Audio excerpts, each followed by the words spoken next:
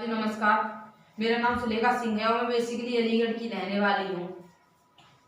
साथियों, पहले तो मैं धन्यवाद देना चाहूंगी इस पिता परमेश्वर का कि जिसने मुझे आज का दिन देखने का मौका दिया और आप लोगों के बीच कुछ कहने का मौका दिया।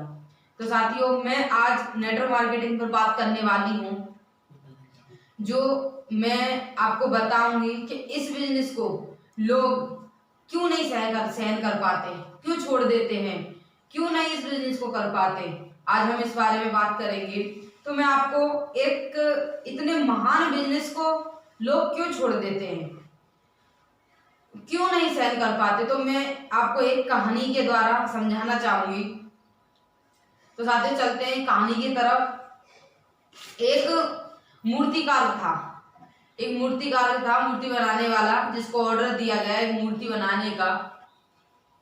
तो वो मूर्ति बहुत सुंदर बनाता था, उसको ऑर्डर दिया गया मूर्ति बनाने का। तो वो जंगल में जाकर एक पत्थर लेके आया, और उसने उसने मूर्ति बनाना स्टार्ट की। छेने हथौड़े से उसने मूर्ति बनाना स्टार्ट की। और जब उसने मूर्ति बनाना स्टार्ट की तो उसने छेने हथौड़ा मारना स्टार्ट किया। तो मूर्ति के अंदर से एक आवाज आई कि मुझे छोड़ दो, मुझे दर्द हो रहा है। तो मूर्ति बना रहा था जो, उसको सुनाई दिया। उसने कहा कि दर्द हो रहा है, कि हाँ दर्द हो रहा है, मुझे छोड़ दो। उसने वो पत्थर छोड़ दिया। उसने दूसरा पत्थर उठाया, उसने मूर्ति बनाना फिर स्टार्ट की। तो जब वो मूर्ति बना रहा था तो उस पत्थर से पूछता है कि तुम्हें पेन हो रहा है क्या, तुम्हें दर्द हो रहा है क्या? तो मूर्ति के अंदर से आवाज आती है कि हाँ मुझे भी दर्द हो रहा है। कि अच्छा। तो उसने अपना फिर काम स्टार्ट किया, वो काम करते गया और इतनी बेहतरीन मूर्ति बनके स्टार्ट हो गई। बहुत अच्छी मूर्ति बनकर, एकदम दमदार मूर्ति बनकर खड़ी हो गई। और जो वो दूसरा पत्थर था वो दर्द नहीं सह पाया, वो वहीं पड़ा रह गया। अब मूर्ति को जिसने ऑर्डर दिया था वो मूर्ति को ले जाने वाले आ गए। जो मूर्ति को ले जाने वाले आए तो वो साथियों उसको मूर्ति को देखकर बड़े खुश हुए, क्योंकि अति सुंदर मूर्ति बनी हुई थी। अब उसको वो उसको मूर्ति को ठाक के ले जा ही रहे थे। ले जाते अचानक रुक गए। अचानक रोका उस मूर्ति वाले ने उसको और उनसे बोला कि आप एक काम कीजिए कि आप इस पत्थर को भी ले जाइए। तो उन्होंने बोला कि क्यों, ये हमारे किस काम का? कि ये मेरे भी किसी काम का नहीं है, क्योंकि ये छेनी हथौड़े की चोट सह नहीं पा रहा है, ये दर्द नहीं सह पा रहा है, इसलिए मेरे भी किसी काम का नहीं है। आप इसको ले जाइए, जब आप मूर्ति स्थापित करेंगे, लोग दर्शन करने के लिए आएंगे, तो ये नारियल फोड़ने के काम आएगा।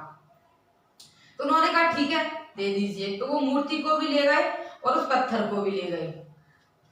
और साथ ही हुआ क्या कि मूर्ति तो स्थापित हो गई मंदिर में, और पत्थर लग गया उसके सामने। अब पत्थर लग गया उसके सामने तो जो भी आ रहा है वो डरदाक, जो भी आ रहा है वो उसको बार बार उसको मारे उस पत्थर में, उसको बार बार दर्द हो। तो मूर्ति मुस्कुरा रही मंदिर में।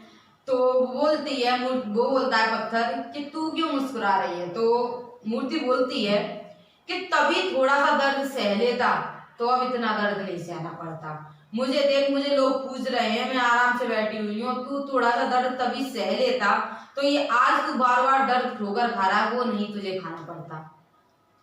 तो साथियों, मेरा कहने का मतलब यही है, बस मैं इतना ही कहना चाहूंगी कि इस बिजनेस में लोग यही बात नहीं कर पाते। मैं मानती हूँ नेटवर्क मार्केटिंग में बहुत सारे सवाल उठते हैं, कोई कुछ कहता है, तो लोग सहन नहीं कर पाते, इसको क्विट करके छोड़ के चले जाते हैं कि हमसे नहीं होगा, ये वो नहीं होगा, वो नहीं होगा। अरे भाई, अब जितना सुन रहे हो, इतना दर्द तुम्हें अब हो रहा है, वो सह लो, बाद में तो मजे ही मजे हैं, क्योंकि अब सह लोगे तो कुछ नहीं है, क्योंकि थोड़े बहुत दिनों का दर्द है अब तो ये। और अगर अब बाद में सहोगे तो लगातार आपको दर्द होने वाला है, पूरी जिंदगी लगातार आपको दर्द होने वाला है। मैं आपको एक ऑप्शन दे रही हूँ। नेटवर्क मार्केटिंग में एक दर्द है 3 से 4 साल का, 3 से 4 साल की मेहनत है, इसको कर लीजिए, जिंदगी और मजे ही मजे हैं। या फिर आप वो रास्ता चुन लीजिए जो आपको 40 साल तक ठोकर ही लगवाता रहेगा, मुश्किलों से ही झिलवाता रहेगा। इसलिए अभी थोड़ी बहुत परेशानियां हैं, उनको झेलिए, काम को आगे बढ़ाइए, काम कीजिए। लोग क्या कह रहे हैं उनकी बातों पे ध्यान मत दीजिए, आपको जो करना है वो आप कीजिए, क्योंकि जितना दर्द आप अब सह रहे हो ना, उसके बाद में कुछ नहीं होगा, फिर तो मजे ही मजे हैं और लाइफ ऐसी बन जाएगी कि आप, एक होती है आहा जिंदगी और एक होती है वहा जिंदगी, तो आप आहा जिंदगी को नहीं जियोगे, आप वहा जिंदगी को जियोगे। इसलिए साथियों, मैं इतना ही कहना चाहती थी, मैं अपनी बातों को विराम देती हूँ। आपने मुझे इतना सुना, इतना बेशकीमती समय दिया, उसके लिए thank you very much. Wish all the best, go diamond. Thank you.